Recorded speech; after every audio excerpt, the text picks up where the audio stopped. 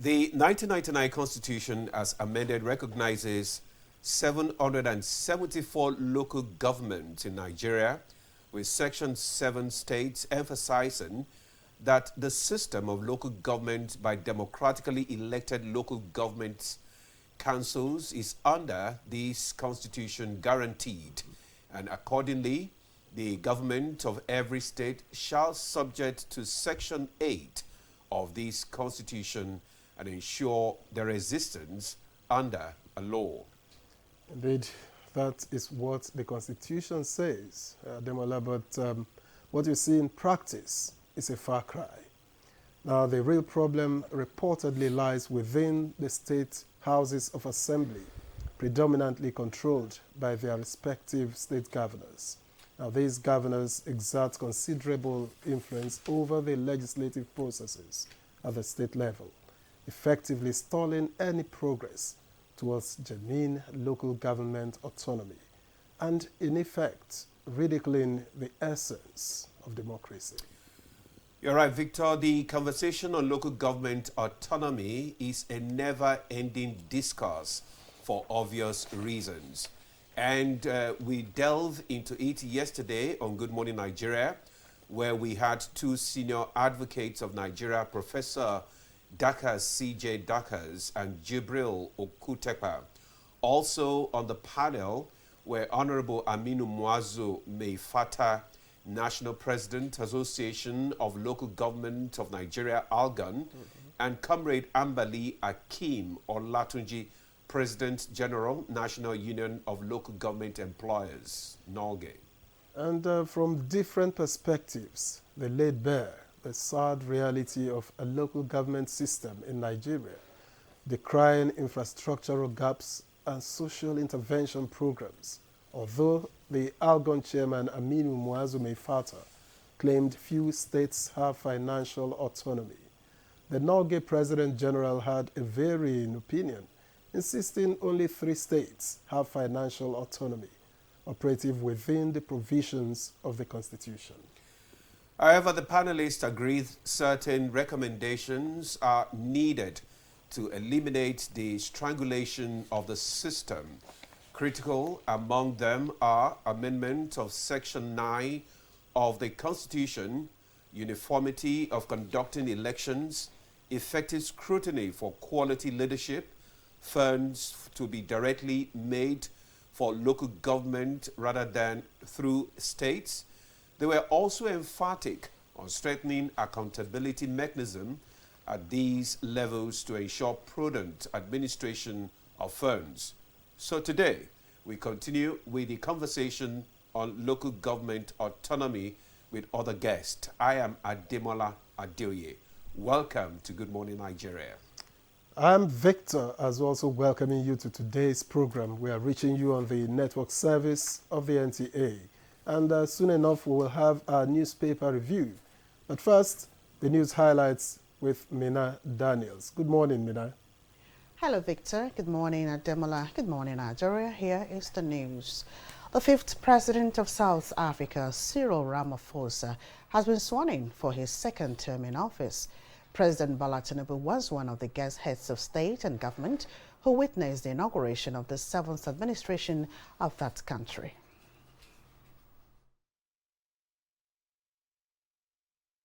The voters of South Africa did not give any single political party the full mandate to govern our country alone. They have directed us to work together to address their plight and realize their aspirations. They have also been unequivocal in expressing their disappointment and disapproval of our performance in some of the areas in which we have failed them. We have heard you. As the President of the Republic of South Africa, I will work with everyone to reach out and work with every political party and sector that is willing to contribute to finding solutions to the challenges our country faces as we transition to a new decade of freedom. And as part of efforts to implement the Northeast Stabilization and Development Master Plan, Vice President Kashim Shettima has laid the foundation for the construction of the head office of the Commission in Maiduguri. The Vice President also performed the groundbreaking for the second phase of the 40.48-kilometer Jere to Bow Road network. As we lay this foundation, we do so with a vision of a Northeast that is vibrant, resilient, and forward-looking. We do so imagining our contributions to building a nation where every child has access to quality education, where healthcare is accessible to all, where infrastructure supports thriving economies, and where peace and security are the bedrock of daily life. The Nigerian government, through its National Space Research and Development Agency, NASDA, has signed a memorandum of understanding with the Space Exploration and Research Agency, SARA, Delaware, USA, to jointly pursue human spaceflight capabilities for both exploration and exploitation purposes. By this move, all is now set to see the first Nigerian astronaut to be on a human spaceflight soon. Roadmap approved in 2005 for the implementation of the National Space Policy and Program. Our first human space flight was scheduled for 2018. This means we are about 6 years behind schedule. But this human space flight is coming as one of those aspects of our deep space exploration. Like my Honorable Minister has mentioned, there are so many spin-offs that comes from this adventure, and we believe there are so many areas of STEM research will be open for Nigerians. The Nigerian Customs Service has recorded a 74% growth in revenue generation that amounts to 4.49 trillion naira in the last 12 months. Controller General of the Service, Adewale Adeniyi, disclosed this while giving an update on the activities of the service and the period under review, emphasizing that the magic wand remains painstaking implementation of outlined policy thrusts. 122.35 percent increase in revenue collection during the first quarter of 2024 compared to the same period in previous years. These gains were attributed to a number of strategic initiatives. The revenue review performance recovery exercise that we spoke about earlier, which generated over 15 billion naira into the national treasury. The second was the 2.79 billion naira recovered from the 90-day window concession given for importers of uncustomed vehicles. And all proceeds, including assets from illicit drug trafficking, shall be forfeited to the federal government. The National Drug Law Enforcement Agency emphasized this at a press conference to kickstart a week-long activities to commemorate World Drug Day in Abuja.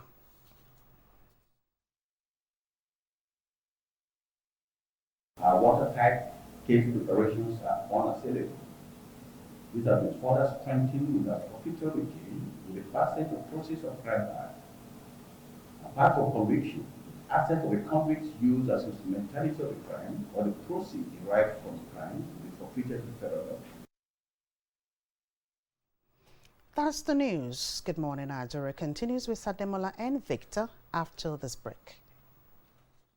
The head of the Civil Service of the Federation, Dr. Folashade Yemieson, CFR, invites civil, public servants, stakeholders, and the general public to the 2024 Civil Service Week with the theme, Educate an African Fit for the 21st Century, Building Resilient Education Systems for Increased Access to Inclusive, Lifelong, Quality, and Relevant Learning in Africa. Activities lined up in commemoration of the week are as follows. Public Service Lecture, Thursday, June 20, 2024, 9 a.m., NAF Conference Center, Jahi, Abuja. Guest speaker, Professor Peter Okebe Bukola OFR, commissioning of Fish Housing Estate, Friday, June 21st, 2024, time 10 a.m. Gwagwalada. Sporting activities, Saturday, June 22, 2024, 7 a.m. Moshood Abiola Stadium, Abuja. Awards and Gala Night, Saturday, June 22, 2024, time 7 p.m. Abuja Continental Hotel, Abuja. Special guest of honor, His Excellency, President and Commander-in-Chief of the Armed Forces, President Bola Ahmed Tinubu, GCFR. Interdenominational Church Thanksgiving Service, June 23, 2024, time 10 a.m. Izusosia Church of God, Mabushi, Abuja. Announcer, Dr. Deborah O.N. Odo, Permanent Secretary, Service Policies and Strategies Office, for Head of the Civil Service of the Federation.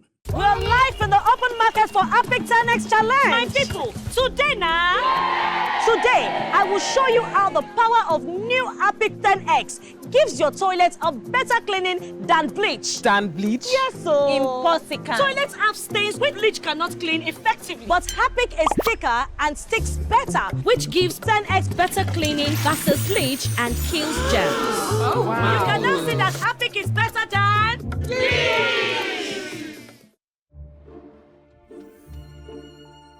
In a world hungry for goodness,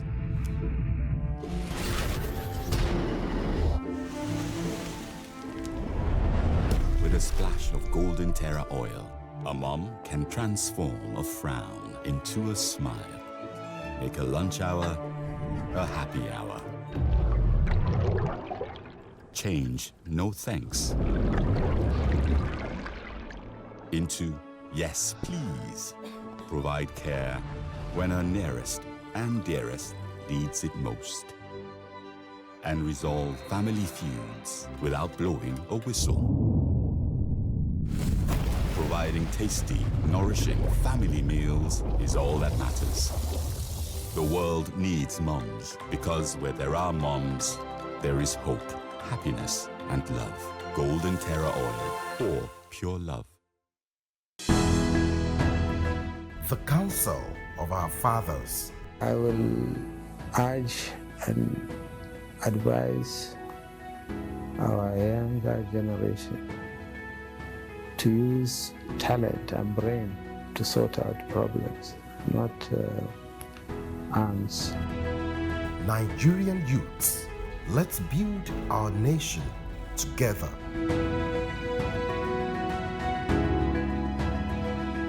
The lights are on and the stage is set for dreams to take flight. Who will be the next idol? Watch Nigerian Idol live performances every Sunday at 7 p.m. and you get to decide by voting for your favorite contestant. You can vote via website, mobile site, or by using the My DSTV or My GoTV app with no stress. To vote via website or mobile site, simply visit africamagic.tv/Nigerian Idol. Click on vote, register, and then enter your details and a password of your choice. It's easy and it's free. You can also get AWOOF votes for your favorite Nigerian Idol contestants. All you have to do is download the My DSTV or My GoTV app and you have more voting power at your fingertips. Visit the websites for more information. Voting opens on Sundays after the live shows and closes every Thursday at 8 p.m. Remember, vote for your favorites each week and you get to decide this year's Nigerian Idol. Nigerian Idol Season 9 is proudly sponsored by Techno, Stop at Nothing, and Biggie, for every moment.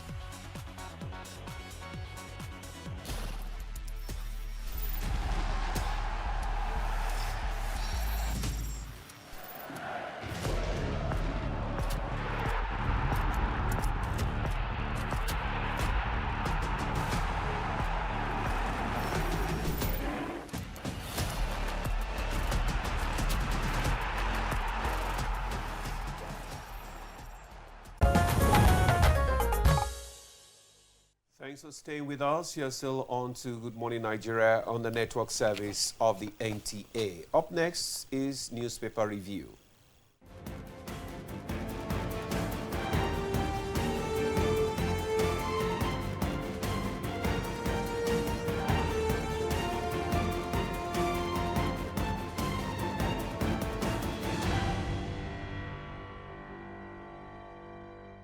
Okay, and we're all set. Chukwudi Okolubaja is here, the papers in hand. Good morning. I am newspaper fool. Good morning, Victor. How are you today? Well, I'm all right. Always looking good. We can only thank God. I would always like your sartorial outlook. Demola, Sartorial. I'm running a commentary on dressing. Okay. How are you doing? Doing great as usual. You're always a gentleman. I like the way you appear. Thank you. All right, Victor.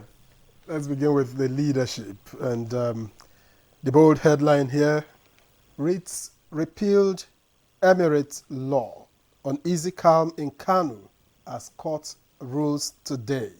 That's on page 4. Has two riders, APC, NMPP, on warpath over Kwankwaso's allegations. Don't throw Kanu into anarchy. Well, that's not attributed to anyone. And then the picture story reveals the Vice President Kashim Shettima unveiling, I think it was the foundation laying or groundbreaking for the Northeast Development Commission Secretariat. Okay? And above the masthead, alleged terrorism, Kanu opts for out-of-court settlement. Page 12. Atiku in Mina holds talks with IBB, Abdul Salam. Page 16. And then Nigeria's crude production may dip as ITO shuts 50,000 barrels per day OML 29. That story can be completed, is completed on page 7. And then trending, Obi faults plan to buy new presidential aircraft. World Bank's support for Nigeria over 15 billion US dollars. I think that's the much, okay, just a couple of other notable stories here. Edo PDP expels Shaibu, 2 others, over anti-party activities. That's on page 7. And then court rejects fresh Kiaris bail application. You find that on page 8. Let's head for the blueprint. And the blueprint leads with that same picture story. Kashim Shettima cutting the tape. Vice President Kashim Shettima cutting the tape in Borno just yesterday, talking about the Northeast Development Commission. And then above that story, you have intensify efforts to secure Nigeria. CAS urges commanders with the rider Burkina Faso, Niger, Mali withdrawal, challenge to regional security. And below the photo story, police recruitment deepens PSC IGP crisis. Commission Workers Union wants Egbeto sacked. And Human Resource Expert seeks investigation. And on the side column here, Wike Yusuf and Obaze Aremu, win some awards for performance. And finally, at the bottom of the front page of the blueprint, we tip bandits to access our farms. FCT women farmers cry out. Page 10. Ademola. Okay, thank you, Victor. I have the Daily Sun newspaper with me, and just beside the nameplate, Nigeria under me better than today's Obasanjo. The details of that story can be found on page 29. NCDC panics over cholera spread. That's the major headline. And it reads, alert state government on safety measures. Lagos issues health advisory to parents. Schools. Details of the story can be found on page 6. And we have Fubara inaugurates CTC, directs audit of 23 local government accounts. APC calls for state of emergency. The details of the story can be found on page 6. Drug war, why we go after assets of barons, traffickers, Marwa. Court denies Abba Kyari orders bail. Details on page 4. Congresses, PDP extends deadline for sale of forms. Edo chapter expels Obi Shaibu Ihama. And the details of the story is on page 28. Alleged terrorism. Nnamdi Kanu seeks out of court settlement. as court orders open space meeting with lawyers. Details can be found on page 4, and the front page pictures. We can see the former Vice President Atiku Abubakar exchanges pleasantry with former head of state General Ibrahim Babangida during Salah homage in Mina, Niger State, and also with ex-head of state General Abdulsalam Abubakar, also in Mina. Chooks? Hello. The bit you read about the former president, Obasanjo saying, yes, I under him better than... Today is it's talking about probably the situation, security, economy, and all. Was he invited to a debate over, incumbencies? Well, I've not gone through the details, but let me just determine context. Yeah, you need the context to be able to talk about that. Otherwise, one will say. I know you don't trust newspaper headlines. Oh, I don't. Editors. Okay, he was speaking at the Safe Online Youth Fellowship Boot Camp. Okay. Organized by a factory company. He probably was asked a question. Otherwise, one would say, is there enough altruism? You're not expected, for instance, to begin to say, I did something better than the man. He was asked to reflect on his performance. Exactly. He must have been responding to a question. Yeah, to reflect on his performance and also a man of Obasanjo's stature to just come out and say Nigerian Army was better. No, so there must be a context to it. So I just wanted us to have that clear. Justice Liman is ruling of the Federal High Court, Kano, is ruling on the repealed Emirate law today. They say there's uneasy calm. The advice is, please, the court has the final say. Let people, whatever the ruling is today, go about their duties in an orderly manner. Any misgivings that might come from the ruling and all that must be taken to a higher court, of jurisdiction to iron out. Rule of law is actually Nigeria's first problem. Rule of law and order. When people talk, and when you talk about impunity, when you talk about things that should be constitutionally, but get distorted on the field of play, you're talking about a situation where there is no rule of law. Rule of law is what the UK people have. Rule of law is what the US people have. They are not half as religious as we are. Yeah, and maybe they are not also bothered by tribalism and all that, nepotism, okay? But at the end of the day, we are asking Kano people to please heed whatever Justice Liman, puts out today. But so far, so good has been peace there. Oh, sure. They've been maintaining yes, peace, they have been doing well. So they should just continue. Let's encourage them, please. Right. Then there's this one, cholera outbreak, FG may declare emergency. That's from the NCDC DG. They are still contemplating it. Cholera is not something you want to contemplate, particularly for children. The fantastic rate of dehydration is a big problem. I'm not Dr. Chukudi. Let me keep quiet there so that experts will talk more competently. I think they just advise that, these days, make sure that you wash your hands properly. Very important. And when you buy food, or especially fruits, make sure that the fruits that you buy these days are the one that you can wash by yourself.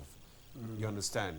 Not the one that they will cut in the market, and you won't be able to do anything exactly. with it. So maybe buying the watermelon, make sure you buy the whole, not that the half and all that stuff. So because you don't know the kind of the water that is being used. Pathogens that could have been picked up by exposure. So you have very to important. do all that. Exactly. There are some that don't even cover.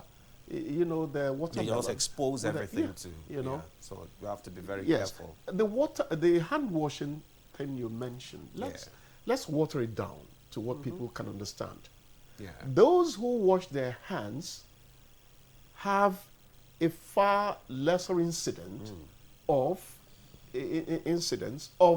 stomach ache. If you wash your hands regularly, you hardly have stomach ache. Regularly. So let people understand that. But that also speaks about how available,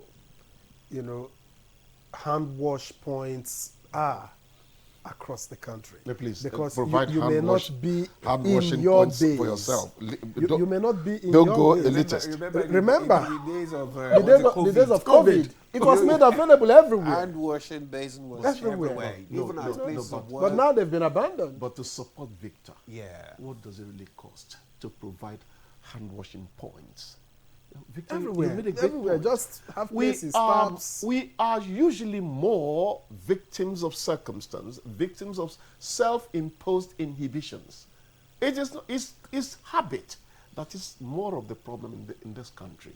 It's not something one big money is needed to buy. That is why we're not doing it and all that. But the problem, so you have a point, Victor. It's not that they were not provided before. They were provided, but they were not sustained. Exactly. Like every other habit thing. again. We fell back. Yes, so we just went back. Exactly. So they were abandoned. Yes. It was not sustained. Yes. It's the same way we have a problem of maintenance. I want us to have a heart-to-heart talk about the Nnamdi Kanu thing. Nigerian journalists tend to avoid it. I don't know why they do. Now, his lawyer, if this is reported correctly, is saying Nnamdi Kanu ready to negotiate with federal government. Out of court. That tells you that some politics is in his continued incarceration. His lawyer actually said it in court. Yes. And the prosecution counsel said he didn't have the instructions of his clients to negotiate. To go into that. The point I'm making, probably be behind the point I'm making, I see Nnamdi Kanu as a vibrant young man that should be useful to this country. So the earlier we rehabilitate him, the better for us. The more we are, the better we are at nation building. So you want to ask yourself, what are the circumstances keeping Nnamdi Kanu in jail? Long ago, I told people that it may not be the federal government holding Nnamdi Kanu, but people in the southeast who may be telling the federal government, keep that boy there. If he comes out, we're in trouble. It doesn't matter. So it has so many ramifications. He's still being held by authority. No. We're talking about what can bring him out.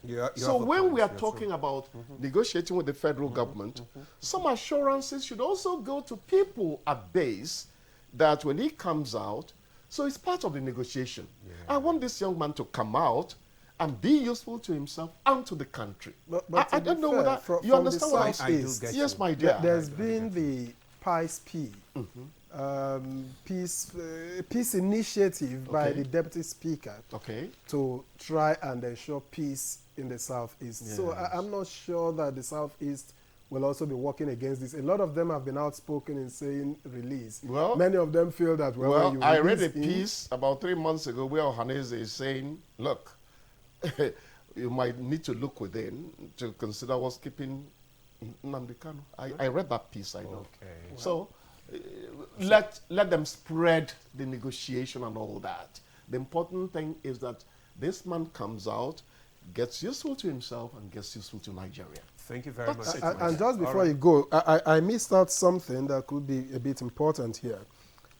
It's a small cartoon, AKU they call it. And one parrot says to the other, FCT women farmers tip bandits to access farms. And the other says, wither agro rangers. Oh my God, agro rangers.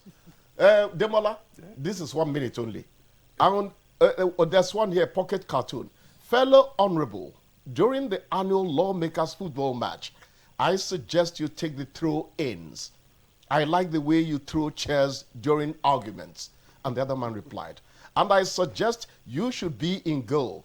You are an icon of kickbacks. Thank you, Chooks, for that.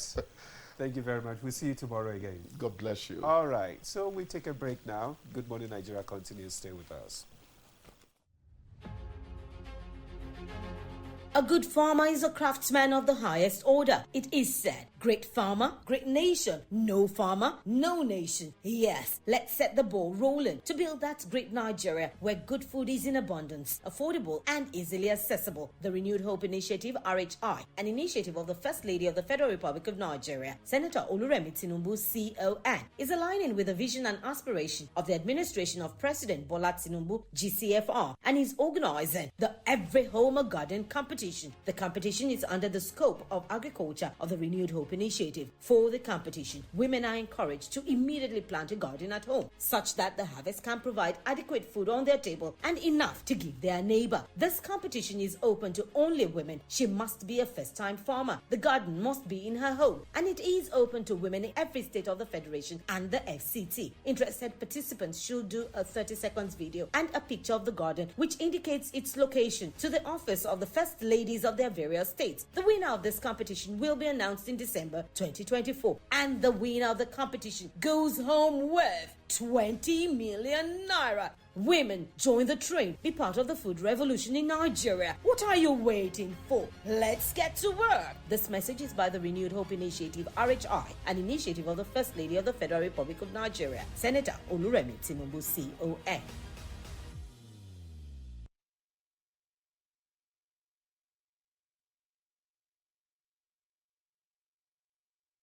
Imagine lovely meals you can cook with these ingredients. You spend heavily, but no guarantee of a tasty meal. Not making a right choice of seasoning cube can ruin your meal, money, and confidence. For a tasty meal, do not compromise. Choose Gold. Use Terra Gold for the rich, consistent taste your loved ones crave for. Good for soups, stews, and jollof. Terra Gold. 1 cube, endless possibilities. We're live in the open market for Epic 10X Challenge. My people, today I will show you how the power of new Epic 10X gives your toilet a better cleaning than bleach. Than bleach? Yes, so. Impossible. Toilets have stains which bleach cannot clean effectively. But Epic is thicker and sticks better, which gives 10X better cleaning versus bleach and kills germs. Oh, wow. You can now see that Epic is better than Name a role that seems to always exist in most Nollywood movies. Wicked stepmother. Ritualist. A wealthy man. King.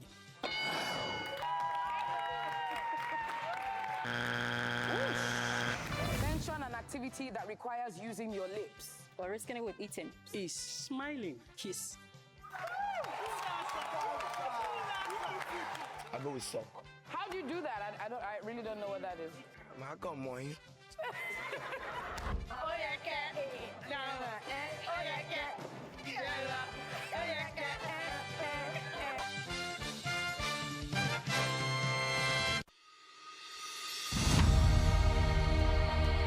Nigeria means a lot to me. And Nigeria means peaceful cohesion. My country.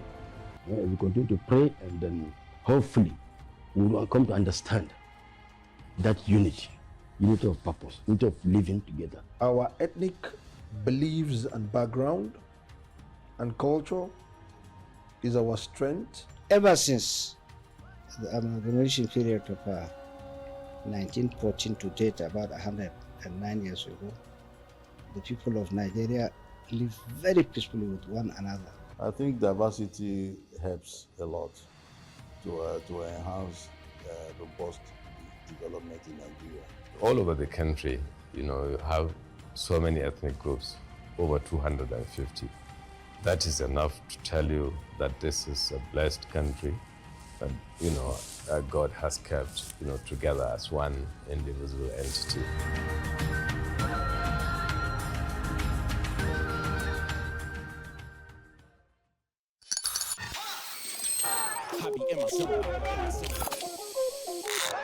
Write it on the walls like a hieroglyph. Against the wall. I'll be in my zone, in it. Time to hit it hard.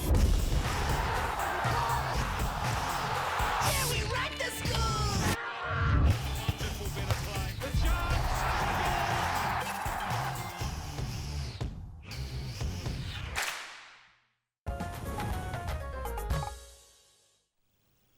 All right, right, thank you for staying with us so far on Good Morning Nigeria. And to kick off the second part of our conversation on local government autonomy, let's take excerpts cut out for us by correspondent Ekene Ndulwe. It appears to me that governors of all the political parties appears to be political emperors in their respective states. So much so that when you see even what appears to be local government election, no other political party can win even a councillor seat. It's only in infinitesimal number of places that you can see that. Most of the states in Nigeria legislate against Schedule 4 of the Constitution. All the collectible of local government have been hijacked. Number one, the issue of advertisement.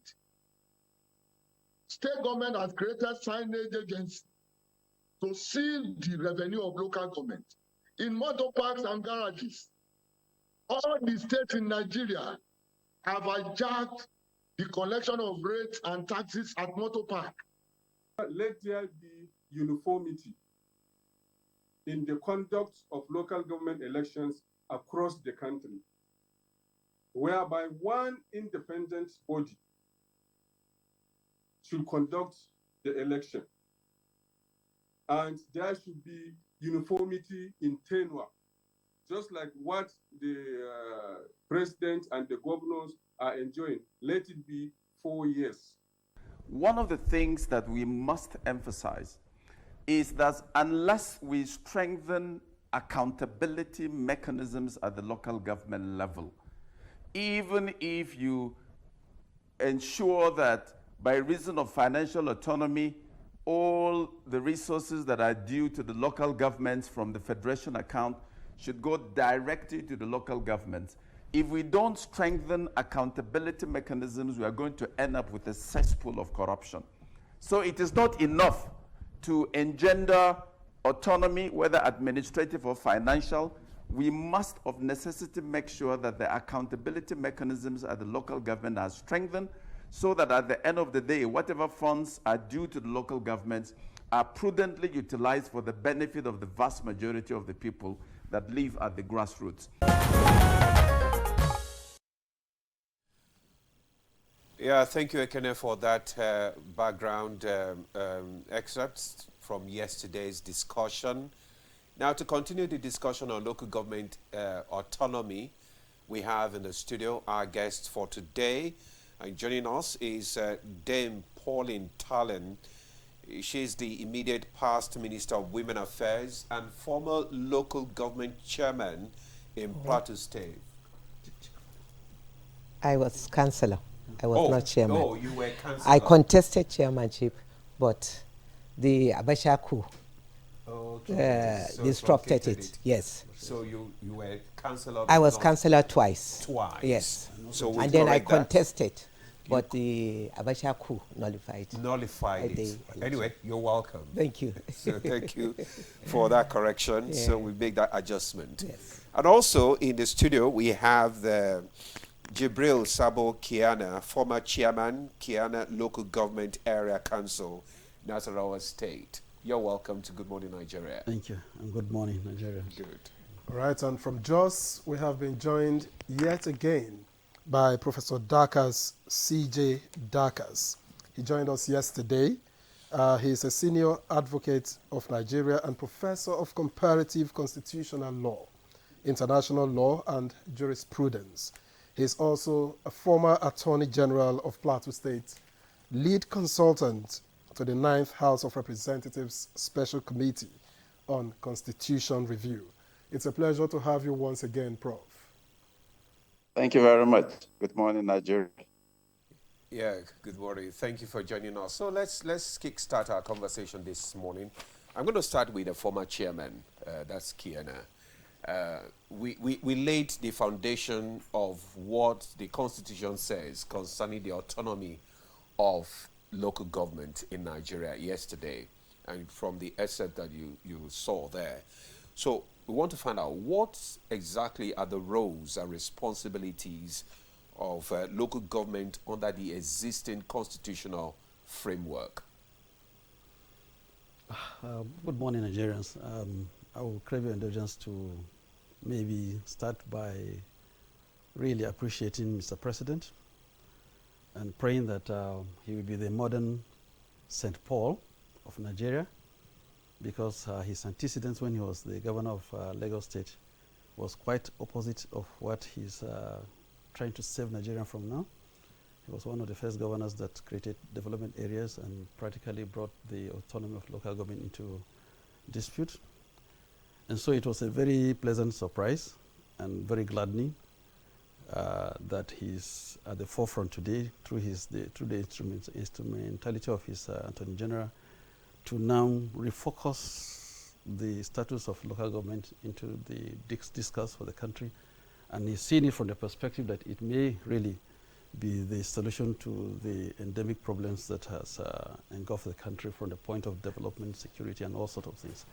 So I'm sure by the time he's finishing his tenure, we'll be calling him Tinubu Ahmed Bola St. Paul of Nigeria. So with that, I'd like to say that the schedules of the local government council in this country represents the totality of the activities that are made up of the daily living needs of the people at the local government area or wherever else you reside. Because indeed, every part of the country is residual to the local government council.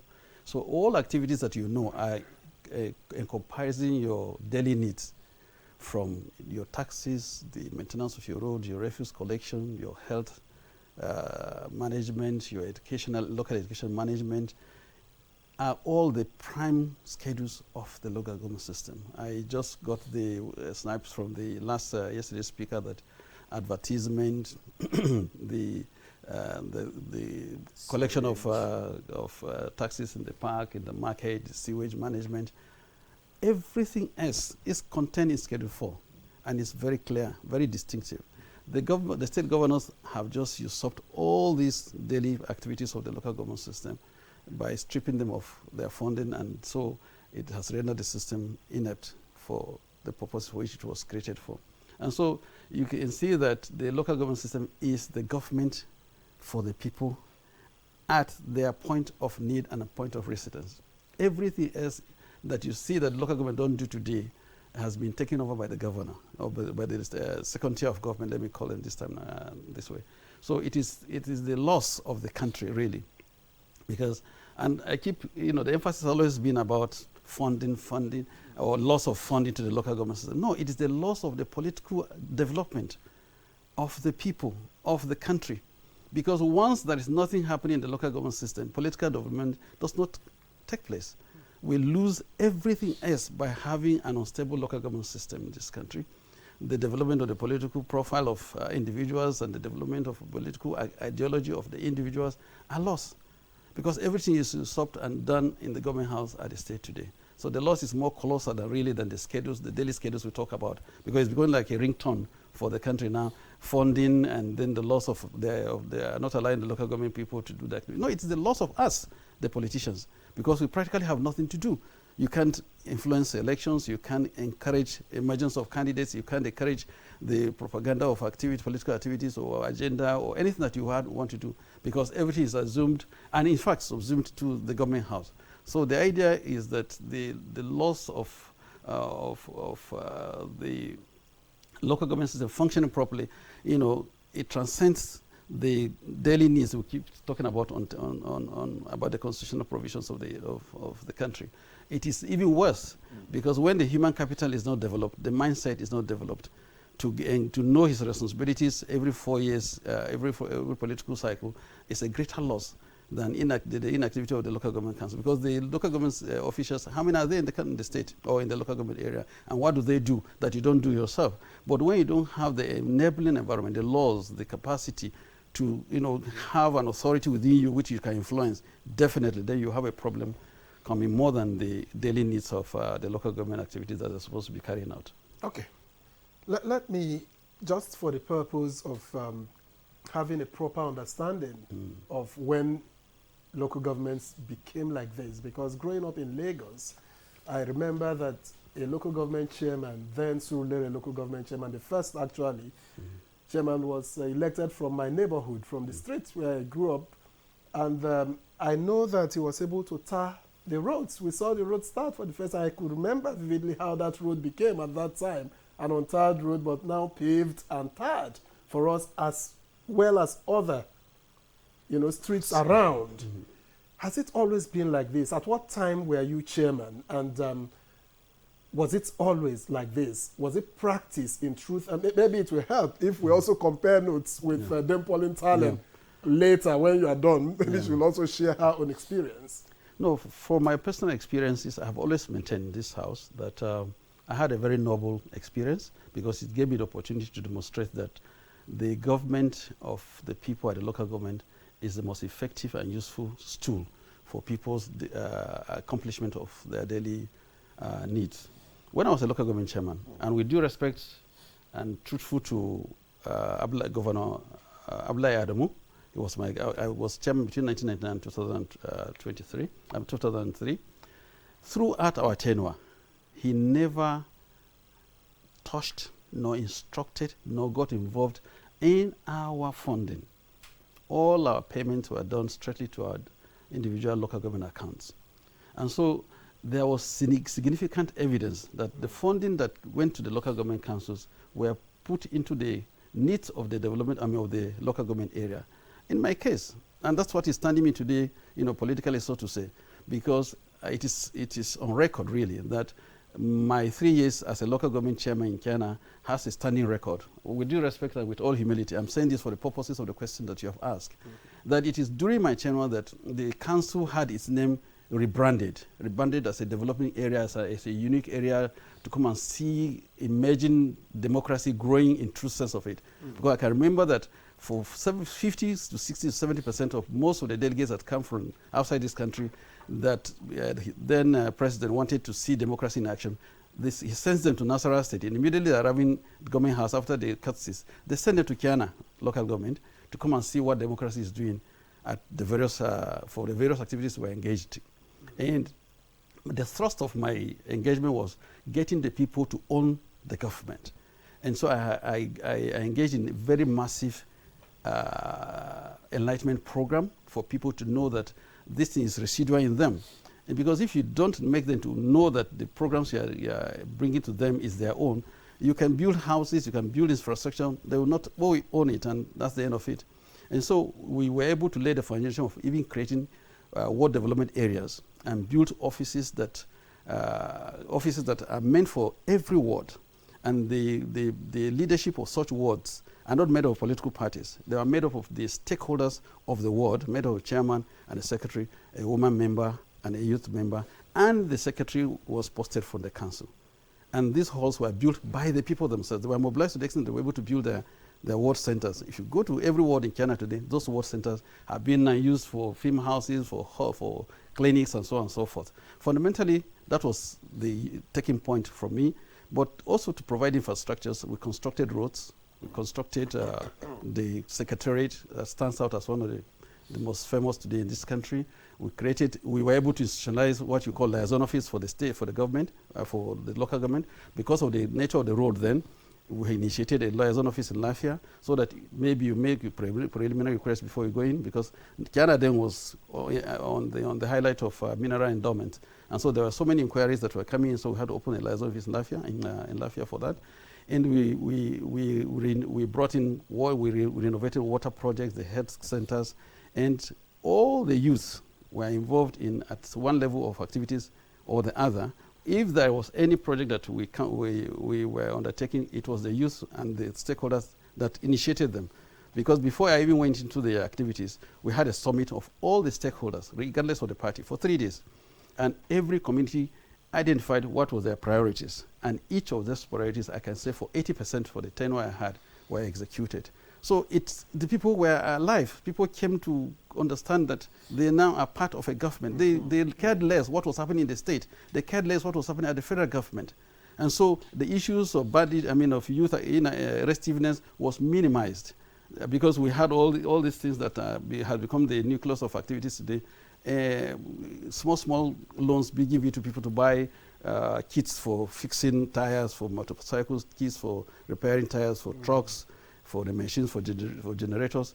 And during my tenure, the Japanese-Nigerian program was coming alive, and so there was the idea that light was coming to Kiana. So we were even ahead. We started recruiting people to train them for repairing of gens, fridges, and electricity, lightning and lining up of the houses and so on and so forth.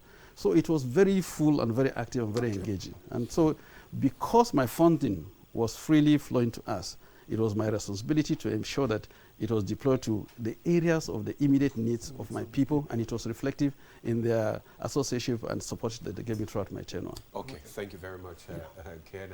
Now let's come to the former immediate past Minister for Women Affairs and also a former councillor twice. Yes. Now let's get your experience as a councillor. You know, what were the challenges faced by the local government? Thank you very much, and good morning, Nigerians. Mine is a little bit different from his own case, but not quite different, because my councillorship was during the military under Abacha. So when not under Abacha, under IBB, when the former late First Lady ensured that there must be an active woman mobilizer within the local government as a member of the management committee. Remember, there was a decree where the management committee was comprised of members of the management committee with a woman. So there was one woman in all the 774 local government across the country to give us a sense of belonging. And I happened to be the beneficiary that time. I want to start by commending President Ahmed Bola Tinubu and all well-meaning Nigerians who have been upholding his efforts towards local government autonomy. We pray it works out, and that will be the beginning of genuine development. Because when you talk about local government, government at the local government level, it's the government of the people, by the people. It's the government closest to the people, because most people in the rural areas don't even care about what is happening at the federal. They don't bother about who is the president or the governor. What concerns them is the government closest to them. And once it's working, we have development at the grassroots. It's like a building. Without a good foundation, that building cannot stand. So I can describe a local government administration as the foundation of national development. And I must commend my military administrator that I work with, both as councillors and commissioner. As councillor, we saw clearly that the military administrator during our time, it was late Chris Ali. He did not interfere with the funds at the local government, but he closely monitors what is happening at the local government. And I remember vividly the problem within my local constituency. We had a drainage problem, and I took it up with my chairman of the management committee, and I was able to construct a good drainage system from the heart of the town right to the end of the local government headquarters, and also district areas. That really gave the people a sense of belonging, a sense of joy, and it made me really, really popular as their councillor. And that was the beginning of what put pressure on my husband to allow me pick the form to contest chairmanship election when the ban on politics was lifted during the SDP and NRC, and I contested under the SDP. So these are things that if local government have their autonomy, there will be genuine development. But again, the concerns of everyone is accountability, as Professor Daka says.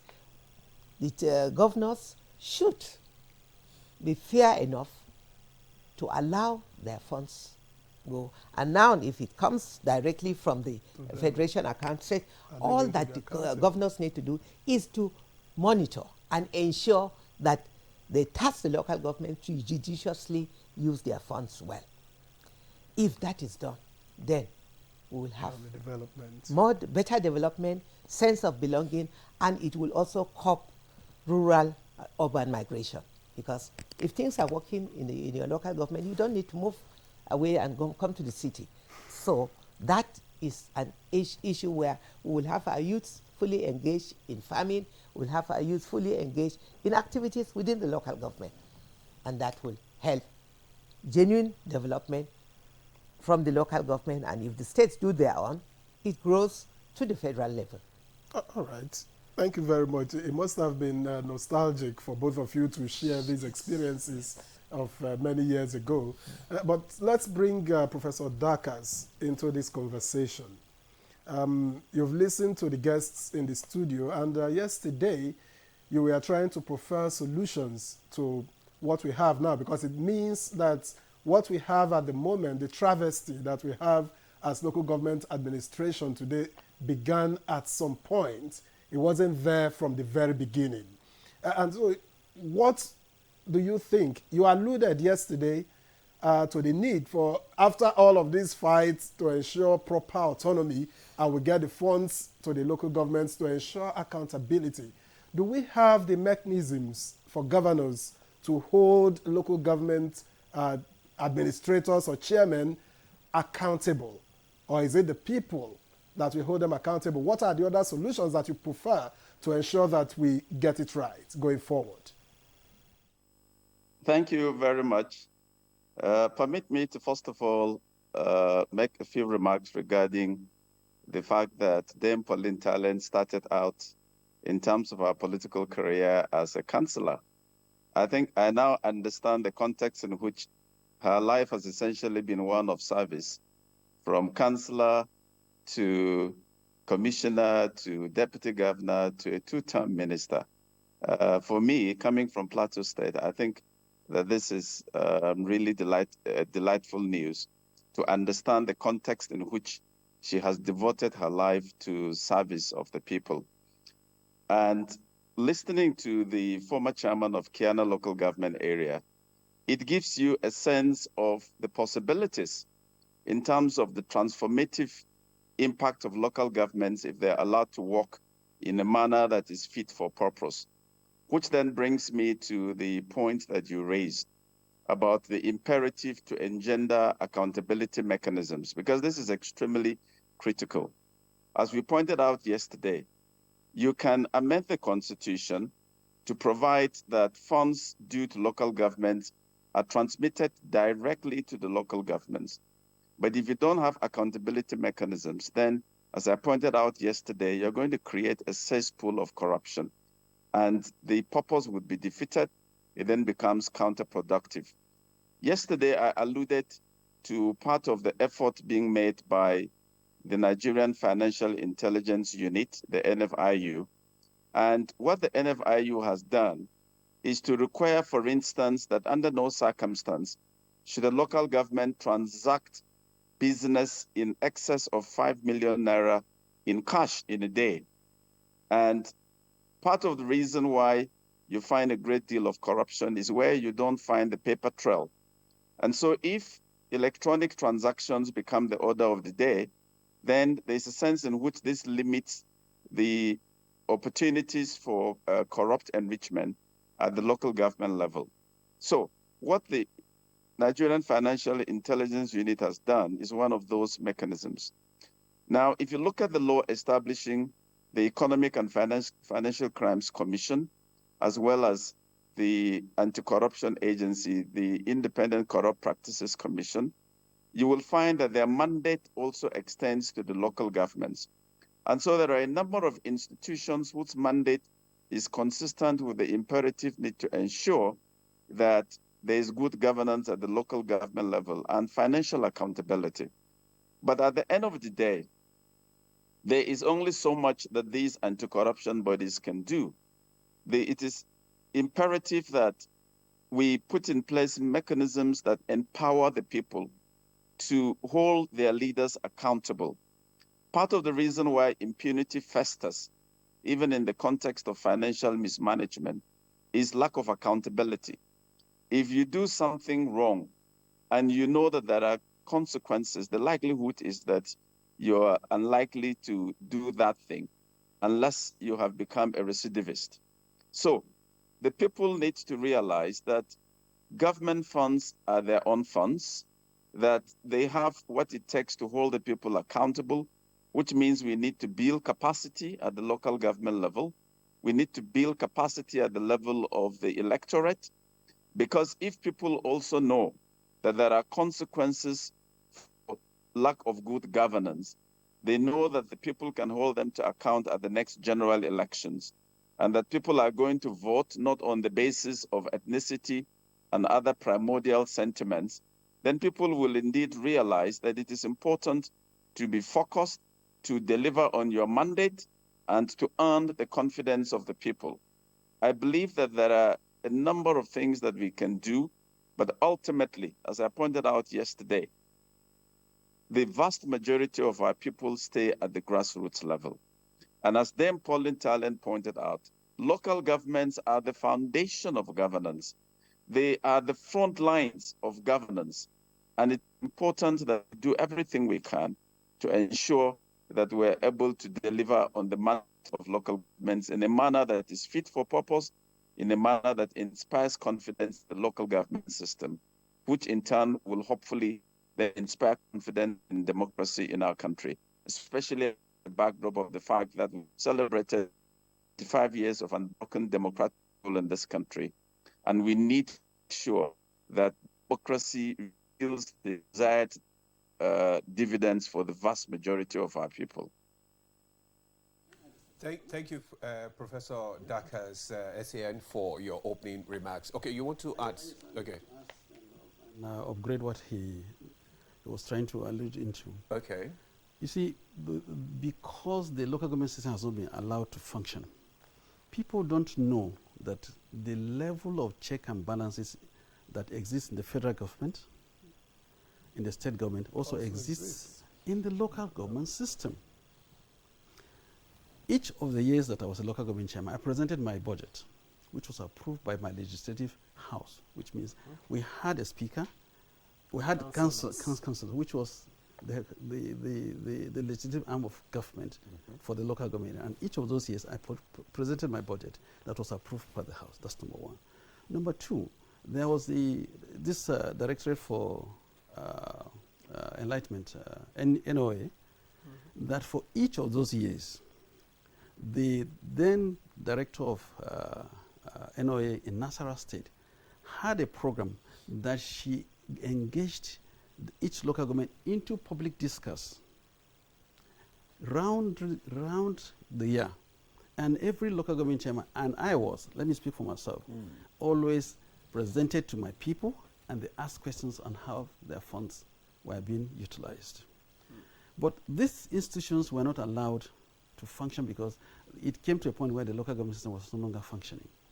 Number two, you wouldn't believe it, that the most conscious population in this country that we have are the people that reside in the local government areas. Once they are told that they have responsibility to discharge, you will be shocked at how many local government chairmen, so to say, will be chased out of their offices and they will never come back.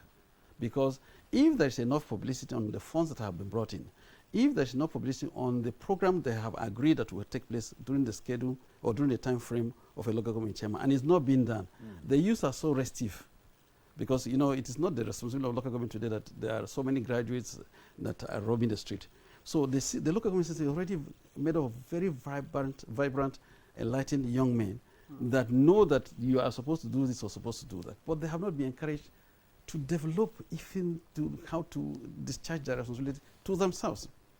So the local government is more equipped, more endowed to really checkmate the activities of those who are responsible. If there is any riot anywhere, it is the local government people that start it, really.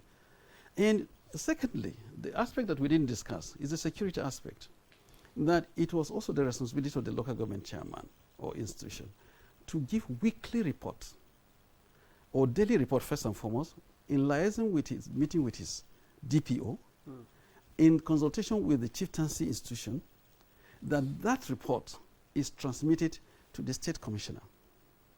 And so most of these things, this banditry stuff, and it was also the responsibility of the local government to superintend over the activities of the forest and forest economic activities. Yeah. So it is very easy, and it was also part of our schedule. I used to conduct night races on the route.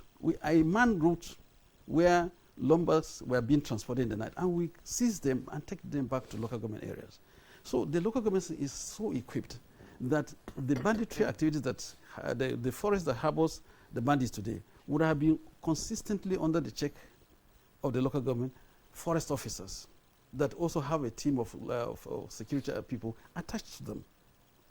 So there will be no much room for people to go and hide there and launch attacks on the road or on the populace. The activities, the funding that comes to the local government system is checkmate by the activities of both the local government House of Assembly and the provisions of Section 7 that is already in the Constitution, because positively minded a state governor will ensure that the House of Assembly passes laws that will encourage the proper utilization of funds and monitors the budget execution of the local government area, not to strangulate them. And because also the state government will be also making her own financial input, because every 10% of the total income of a local of the state is supposed to be, part of the funding that goes to the local government every month. And so with the mechanism of the state houses of assembly laws, and the bylaws that the local government houses of their own legislative arm will do, and the mobilized, highly mobilized populace, and the Directorate of NOA, National Orientation Agency, are all focused. That's where the activities go on every market day. You understand me? So if the local government system is allowed to sprout, like Her Excellency said, anything that you will not believe will happen in Nigeria will be like a momentous growth for political activities, for economic activities, for everybody to have a sense of belonging in this country. Okay. And so most of these activities are already in place. It's just that we are not allowed them to take place and begin to function as it were. Thank you very much, Kiana, for that addition there. Let's bring in David Pauline Talent again. You stated that it's obvious, actually, because if there is no foundation, there's nothing you can build any structure on. And the local government is supposed to be the bedrock of development in this country. Yeah. But why is it that the state government, you've been deputy governor, you've been a commissioner, why do you think actually that the state government are taking over the responsibility of the local government? Because it's really it's staggering, because you want to find out that, because that is where the development comes from. From what he said, if you want security, start from the local government. Yeah. If you want education, start from the local government. Health, start from the local government. So why are you trying to, what is the problem actually? Thank you very much. It is sad to note that governors usurp the powers of the local government by taking over their funds. It is unfortunate because, in the first place, a good governor, if you have the fear of God and you are there to govern, to serve your people, because the people voted you in to serve them, and service must entail the fear of God and doing that which is right. If you are genuinely there as an elected governor, your prayer is to see that you ensure the dividends of the democracy reaches the people. But where they usurp this power and strangulate the local governments, nothing happens. The problem of kidnapping, the problem of having bandits in the forest is all because the local governments have in usurp of their power. Even food if forest security. guards, yes, security-wise, forest guards, if they are allowed to do their work, fully supported, engage the youths, because the youths in every community are the vanguards. If the youths are carried along, if the women are carried along, because the women and the youths, they are the heart of the nation, because mothers are concerned about what is happening within the family. I mean, when you talk of development, it starts from the home. The home, the community, the society, and the local government at large. So if I give an example of my tenure as a councillor, before I was even nominated as a councillor, I was the first woman that mobilized women within the local government to form the National Council of Women Society by creating awareness in women that they must serve, they must be part of what is happening within their community. You must be concerned about what is happening within your neighborhood, the hospital, the that time the post office was working, where these are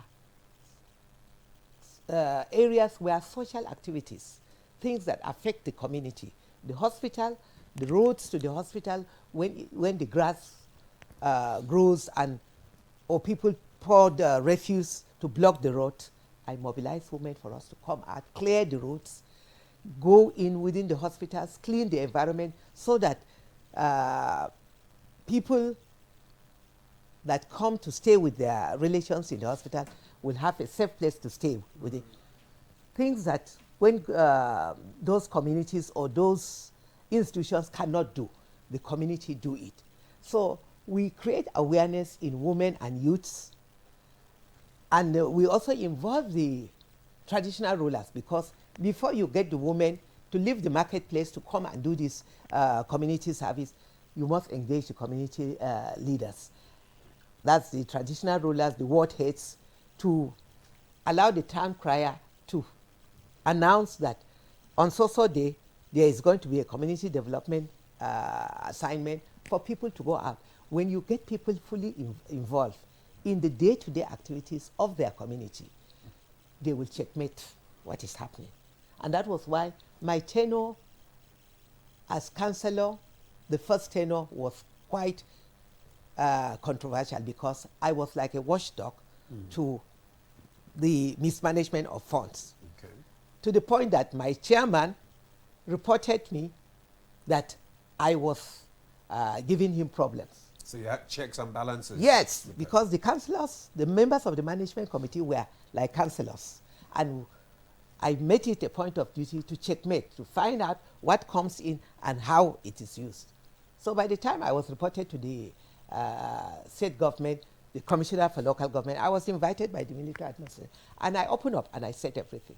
And I was protected because security report proved me right at the local government. And that was what led to my being reappointed the second time when Onoja came back as came in as a military administrator. I served under 2 military administrators because I stood for the people, I was the voice of the people, and I made sure that what was meant for the local government was properly utilized. Okay. The same thing, I had the same experience when I served on, as commissioner. I again served twice under Colonel Mana, who was also very, very committed and strict to ensure that local government management committee were properly tasked and monitored. He set targets and we followed closely. So elected governors can do it. All you need to do is allow them perform, monitor, set targets for them, and let the people be involved in what concerns them. That's the need assessment. You should have community town hall meetings with the people, discuss which are your priority. Is it the state government that you set target for them, for the local government? Wouldn't that be interference? No, not the, I mean during the military. But what I'm saying that because if now, they should set targets, yes, which means they will be interfering. No, they don't the interfere because the funds are not with them. But the community will set targets. Yes. The councillors at the local government should also be the voice of the people, because they should be able to, from time to time, have community engagement with the people. And within this community, these are our priorities. Either we want boreholes, or our schools renovated, our schools equipped, healthcare services. On what basis they will also be assessed? Assessed. But let me stay with you. I understand that you have just a few minutes to spend with us. Yes. So let me stick with you. What are the likely political implications of having a functional local government system? It serves us well that you have served at that level, you have served at the state level, you have also held office at the federal level. What are the political implications? Apart from the money, what do you think are the concerns of state governors? The concerns of state governors should be good governance. Ideally, a good governor should be concerned with giving the dividends of democracy to its people. And if you are given the dividends of democracy to your people, it speaks for you. Sometimes I wonder why people become so greedy. They believe in just usurping money. But good works will speak for you. If you are concerned with delivering the dividends of democracy, you perform, you do what gladdens the hearts of your community, your second tenure will be a walkover, because the people will want you to come back and continue the good work. People are aware of their rights. People know what is good and what they need within that community, both local government and states. And it doesn't cost you anything to do the right thing. When you do the right thing, in fact, you benefit more. You become more popular, the people will pray for you, and the words of the people, prayers of the people works, because when people keep cursing you, raining insults on you, it will affect you. Even if it doesn't affect, it will affect right through the next. What are the political implications of having a functional local government system? The political implication is that there will be development, the people will be happy, there will be peace and security, because where you see problems arising here and there is because there's this affection. Okay. When people are happy, they will be part of that government. Okay. When people are happy, they will be the watchdog. They will identify and report things that are not right within the community, because our ward heads, our community leaders know the bandits, know strangers when they come in. But if everybody is happy with what you are doing, the implication is that there will be good governance, there will be peace, things will flourish, and the people will be happy. Thank you very much, Dan Patient, the Pauline Talent, for your thoughts there. Now let's go back to our Zoom guest, Professor Dakas, SAN. Let's bring you into the conversation again. Let's consider what happens in other climes where we're talking about local government autonomy. How do they run their own local government, and what can we borrow from other climes in order for us to have a functional and workable local government in this country? Thank you very much. I take, for instance, the example of the United States that I'm familiar with. And in the United States system, you find that governance devolves to the lowest levels. If you take, for instance, the subject of policing, which is part of the conversation that transpired yesterday, you find that policing goes all the way to even the campus police. At the university where I did my postgraduate studies in New York, we had a campus police And so you have responsibilities devolving to the lowest levels. But in the United States, for instance, unlike what happens in this country, where you have, as somebody would say, feeding bottle federalism. You have to go to the federation account to get funds. In the US system, there is no such feeding bottle federalism. You have to raise your funds and use the funds to sustain yourself. And so when you look at the fourth schedule to the Constitution, which sets out the functions of local governments, if local governments are allowed to optimally exercise those roles, at the end of the day, those are the mechanisms through which they can generate the funds. And they will invariably have to be prudent in the management of the funds, because if they don't, and along with the taxes that they collect, if they don't raise sufficient funds to sustain the local governments, then they eventually become bankrupt. If you have followed developments in the United States, there are a number of municipalities and mayoralties that have actually been declared bankrupt. So if you have a situation in which people realize that the manner in which they manage the resources, the manner in which they provide services for their people will ultimately determine their viability, then people will sit up. Ask yourself, except for our feeding bottle federalism, there are many of our states and local governments that should ordinarily be self-sustaining, that should ordinarily be viable. But if you look at the statistics, apart from Lagos, Ogun, Rivers, probably Kano, Delta, maybe Akwa Ibom and others, many of the states as they stand today are not even viable.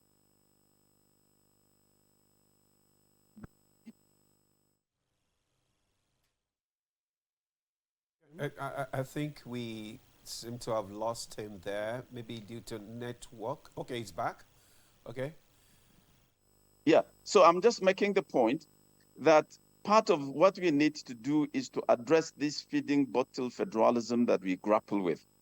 Let us look inward. Let us explore ways through which we can ensure that our states are viable. If you take Plateau State, for instance, if we leverage tourism, if we leverage our weather, if we leverage our agriculture and other dynamics, there's absolutely no reason why we cannot be viable. And the same is true of many other states. Nigeria is one of the most endowed countries in the world. But Hillary Clinton made a very profound statement that Nigeria is too rich to be poor and yet too poor to be rich. That's the kind of paradox that we are confronted with. And so part of the responsibility of governance to come back to the role of local governments and how this plays out in other climes is to make sure that, consistent with the fact that they are the bedrock, they are the foundation of governance, if we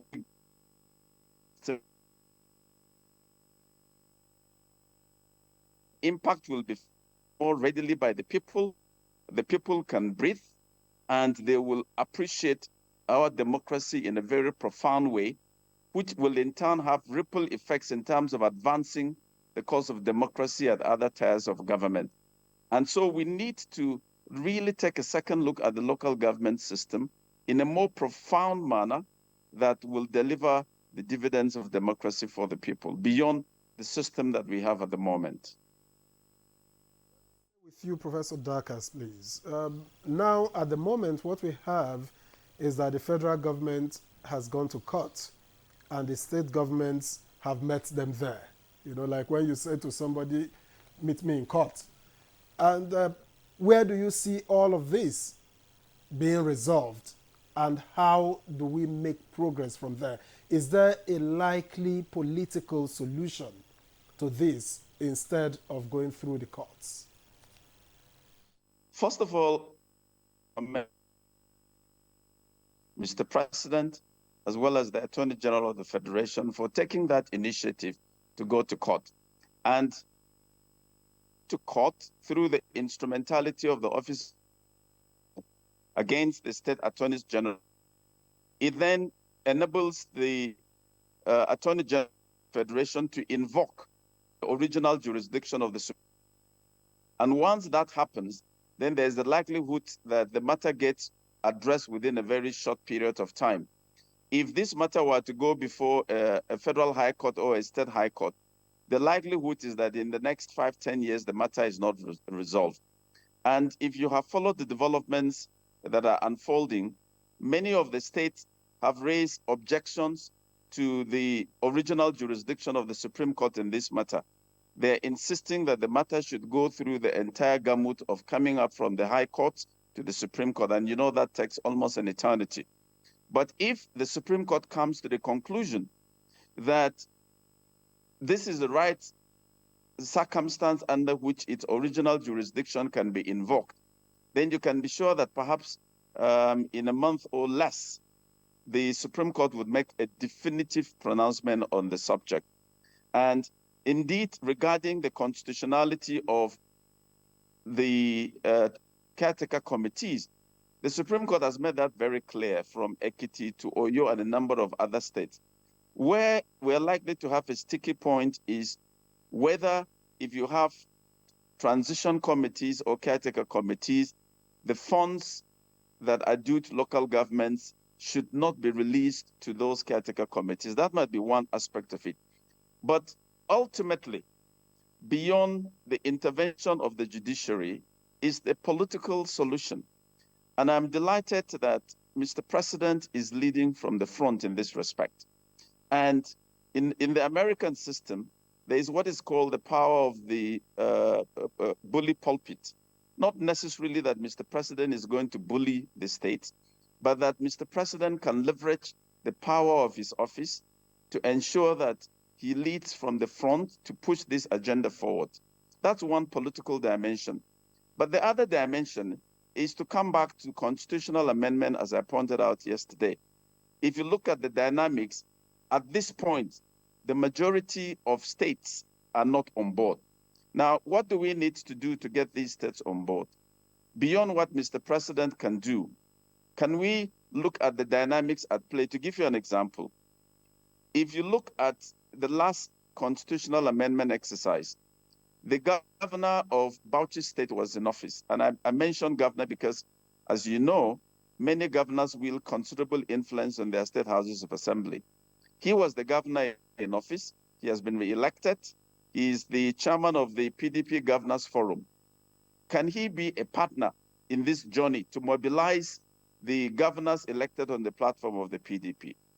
The governor of Kwara State is the chairman of the Nigerian Governors Forum.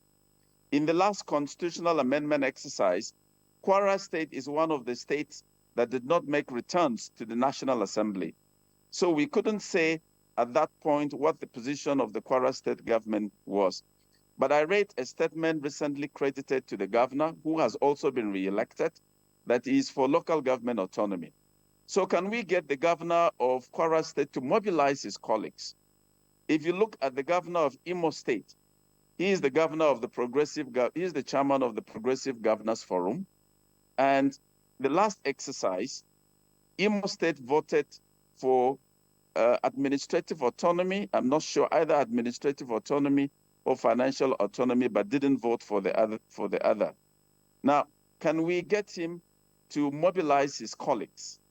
At the moment, the chairman of the Conference of Speakers is the Speaker of the Oyo State House of Assembly. Now, if we have a sense of how the Oyo State governor is going to push this agenda forward, then we can be more constructive and strategic in terms of getting them on board. All right. Thank you so much, Professor Dakas, SAN, for providing some solutions to this issue of local government autonomy. We'll take a break now. When we come back, the conversation continues. Stay with us.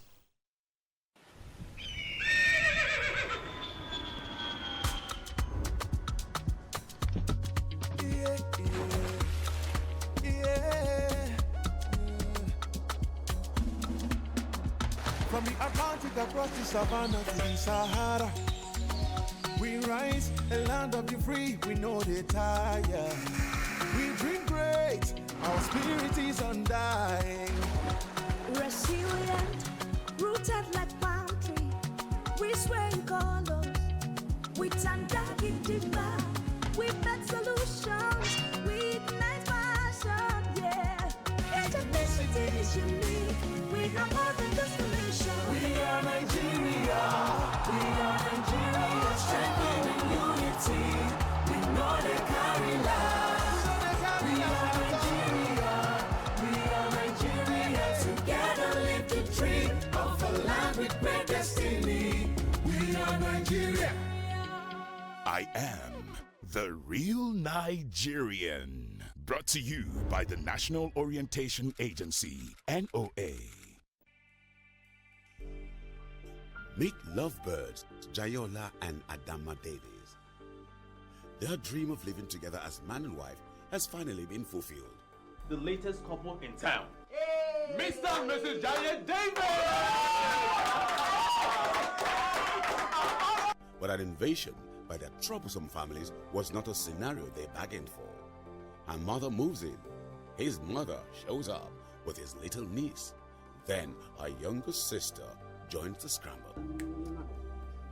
You want to stay?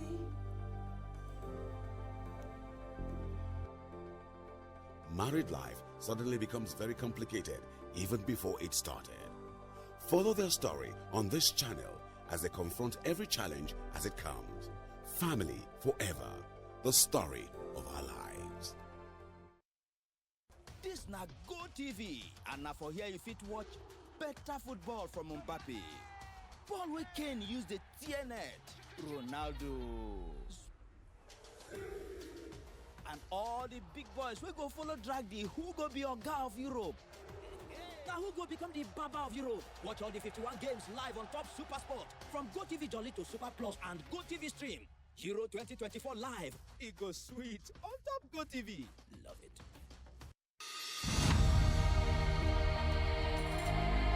You have to move from the point where you protect and defend your religion to a point where you also recognize the rights of the other person, of the other religion, and protect it.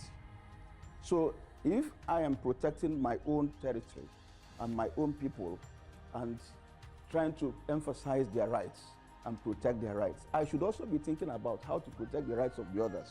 Both Islam and Christianity recognize and defer to God, and both recognize the temporariness of the life of this world, and that ultimately we all go back to God for the day of reckoning, when everybody will render an account of his life on this temporary abode.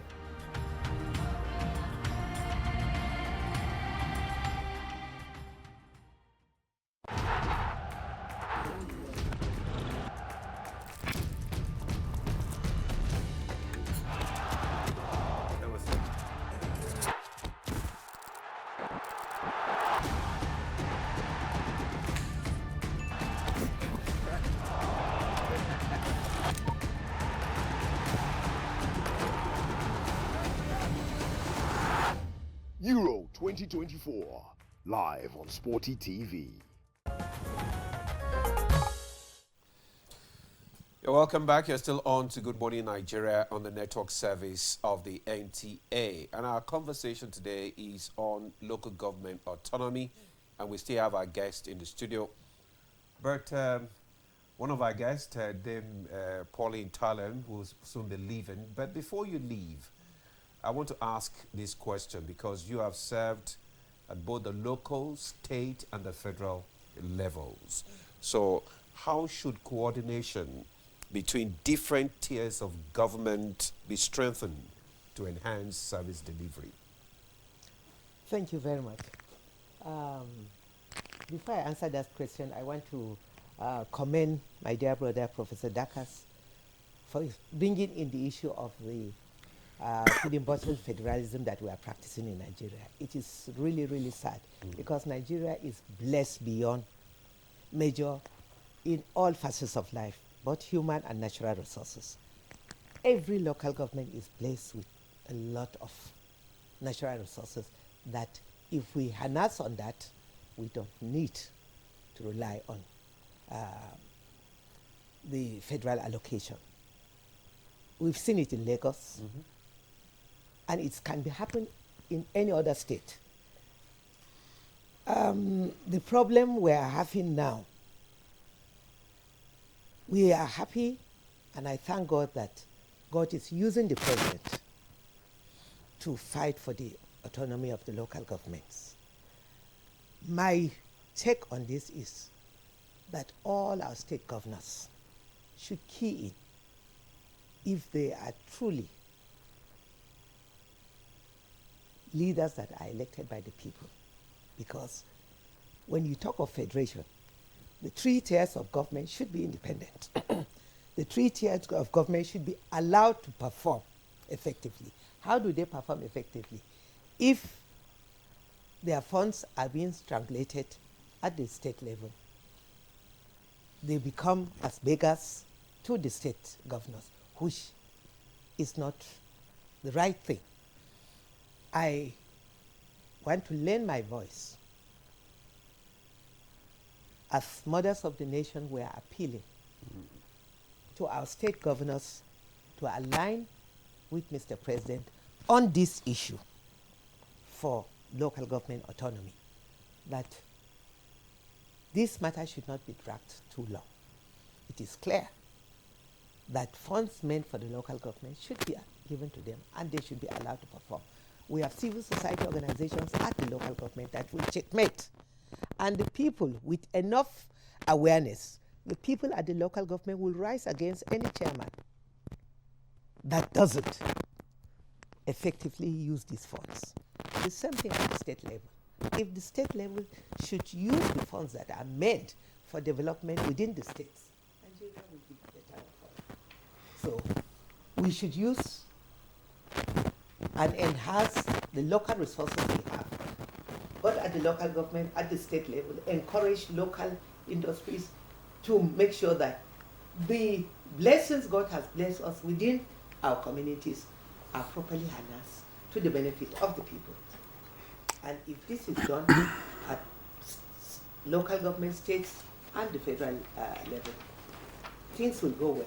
But the sincerity of purpose, the fear of God, the sincerity of purpose in ensuring that what belongs to the people goes to the people, that will bring peace, that will bring development, that will even make you, the governor or the chairman or the president, more popular, because people are seeing once things are done the right way, people will support you, people will bless you, and the country will flourish. Thank you very much. So it doesn't cost anybody anything to do the right thing.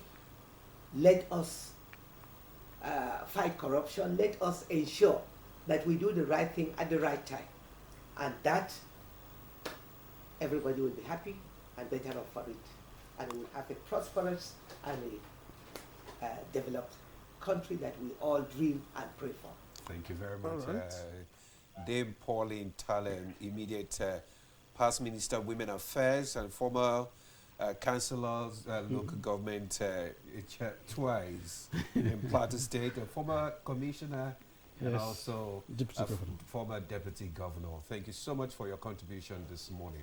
Thanks for coming on Good Morning Nigeria. So we can now excuse you. Okay. All right, Victor, you want to ask Professor Daka some questions?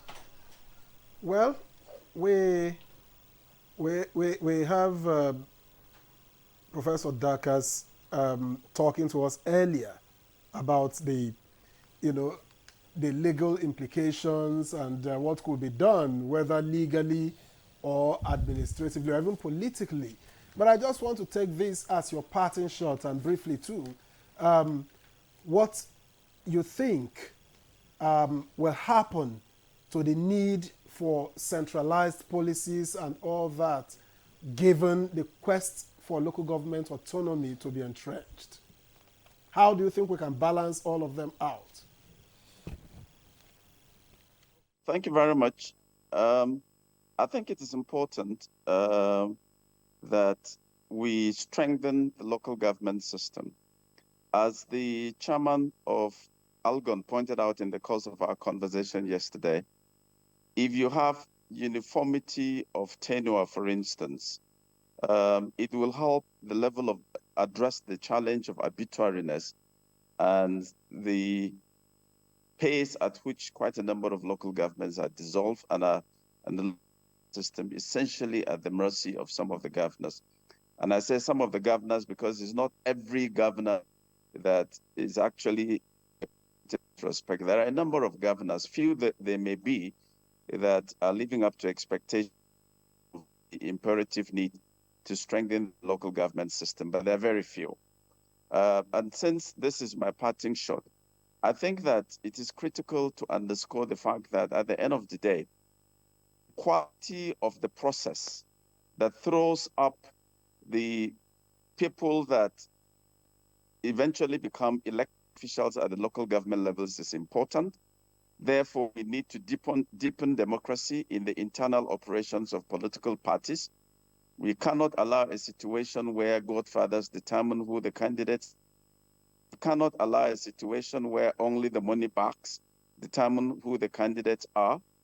We have a situation where the state independent electoral commissions are independent only in name, because at the end of the day, if you have an election in which candidates of the ruling party at the state level emerge as councillors and as local government chairpersons, then clearly you already know that the quality of the individuals that will be tasked with responsibility to manage the local governments is fundamentally compromised and undermined.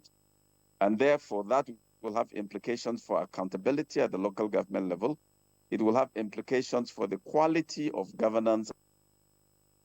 So we need to also pay attention to the quality of the process that throws up our elected officials. And as the Pauline Talent pointed out a few minutes ago, civil society needs to be engaged in a very profound manner with the government. Finally, the national president of Nolge was part of the conversation yesterday. Now, it's not states that are in default. Is Nolge the members of State House of Assembly that are against? Is Nolge galvanizing and mobilizing its members to make sure that such individuals are not re-elected? Because ultimately, politics is likely to determine the outcome of what transpires.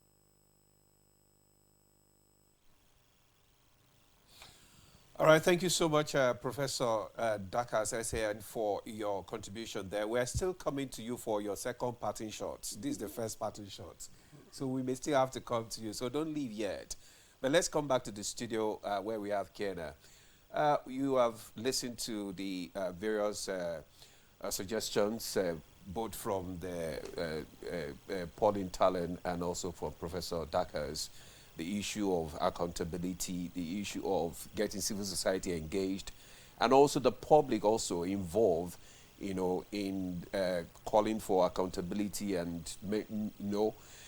But the issue is what mechanism, because, you know, the three tiers of government still have to work together. So what mechanism can foster collaboration while respecting the autonomy of local government? So thank you very much. The discussions have continued to revolve around incidental elements of the problem. If we get back to the 1976 reform of the local government system, the focus is very clear on what the local government system can be. And it is because the reform, the spirit of the reform, has not been carried along in the course of the system that we've lost it all. The spirit of the reform in 1976 was that the local government system should be the government that every other person should be involved in, whether you're residual there or not. And that it should have been populated by like people who have almost retired and were bringing in their wealth of experiences back to the local setting so that they can then groom new human capital to take over and move over in the course of their development. This is the spirit of the 1976 reform. By the time that the military intervened, there were sufficient physical regulations that, you know, controlled activities at the local government. But now that we're in a democracy, there are so much self-sustaining regimes, laws and regulations that all these things we're talking about now are just because we're running away from the fact that the second tier of government has usurped the political, the economic development of this country, consciously or unconsciously. And it is really, for me, the tier of government that should actually be called to question.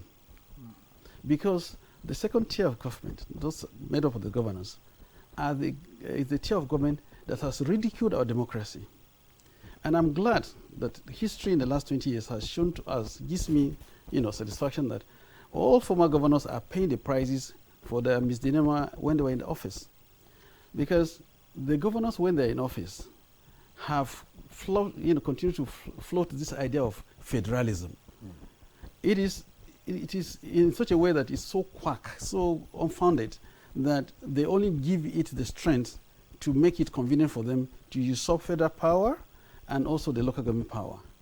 They don't allow the federal government to superintend over activities that are on concurrent list.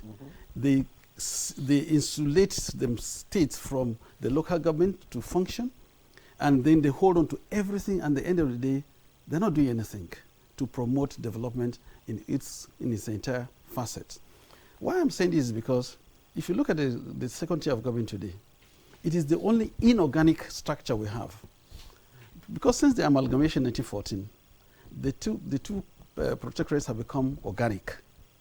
And since the amalgamation, the local government systems have functioned under a different arrangement, where the local people, the counties, then were made up of people of honor in their respective domains. They were having their police, they were having their dispensary, they were having their court and everything, and security arrangements, just like Professor was saying.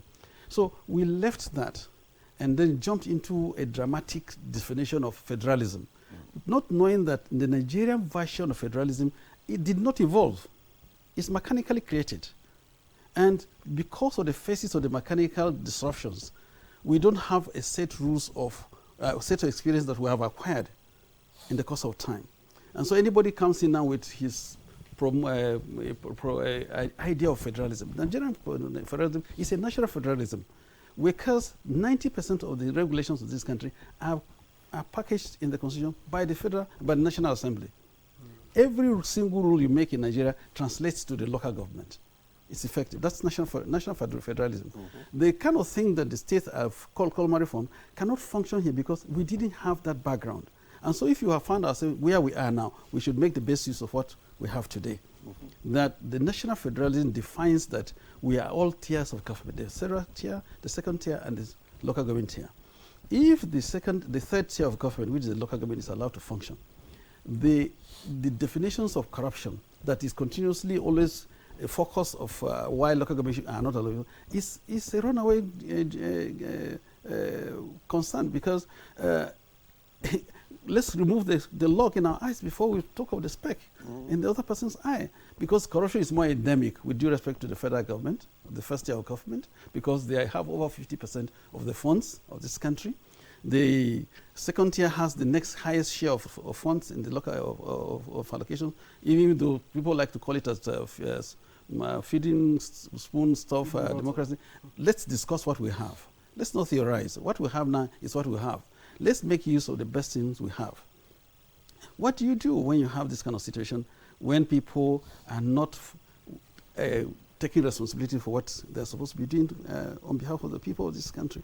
So if the local government system is allowed to function, we will have complete re-engineering of the Nigerian state in a manner that people will be more attracted to go and take political control of their local government. They will know that anybody coming to look for their vote will negotiate with the principal stakeholders. It's not for the governor to stand in his state government office and determine who will be a senator, who is a house rep, who is a house assembly, who will be a councillor, who will be a chairman. That's what the second tier of government has become. It has become a sub-2 coup plotter. And because of this, their disposition, they always forget to they'll be out of office after 8 years. And they have become victims of what they have planted over the years. Indeed. So how would you now say a senator will have his political career determined by a governor? The president even almost has his political career determined by collection of governors.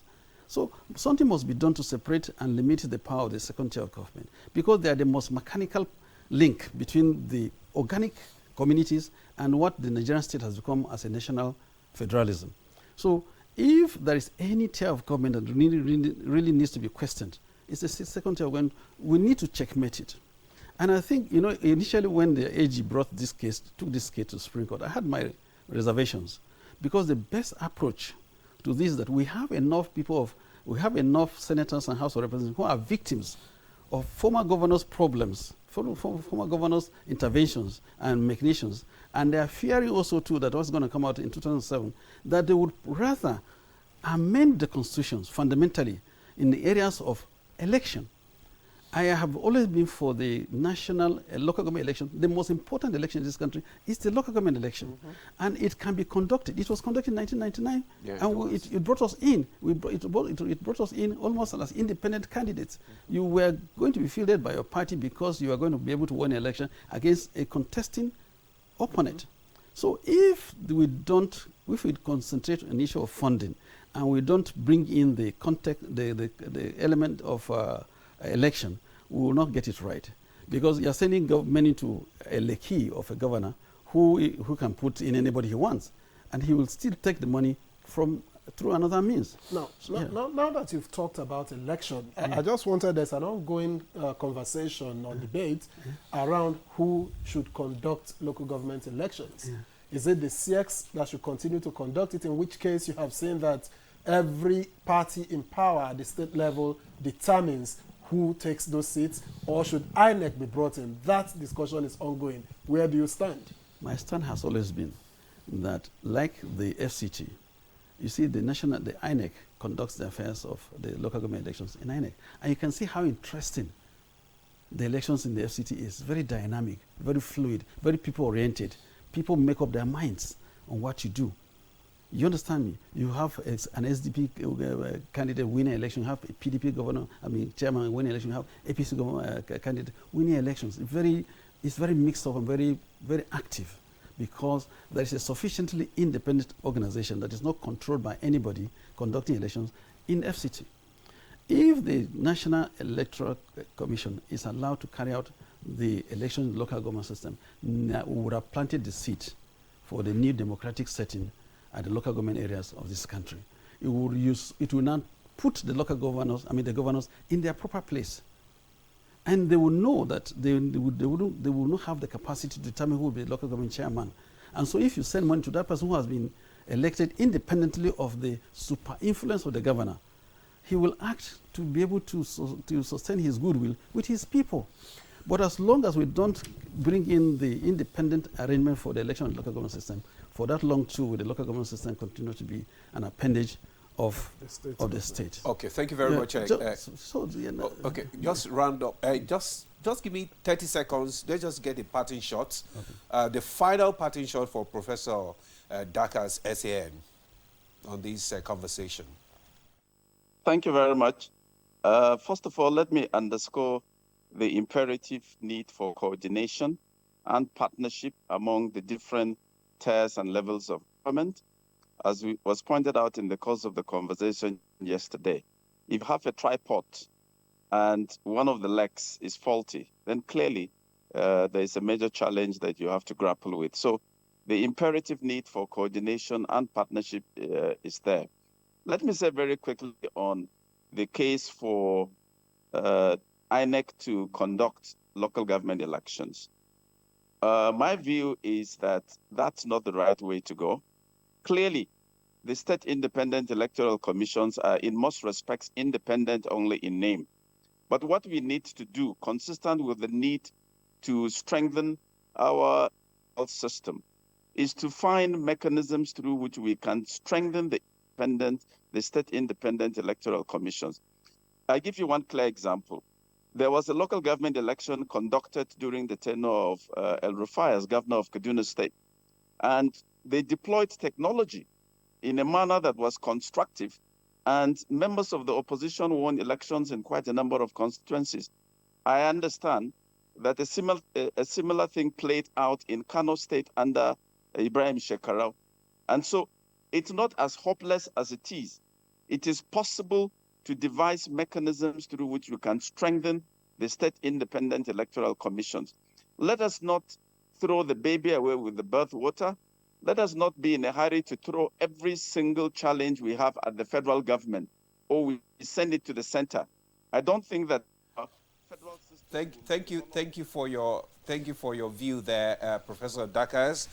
Professor Dakas, C.J. Dakas, is a senior advocate of Nigeria, professor of comparative constitutional law, international law, and jurisprudence.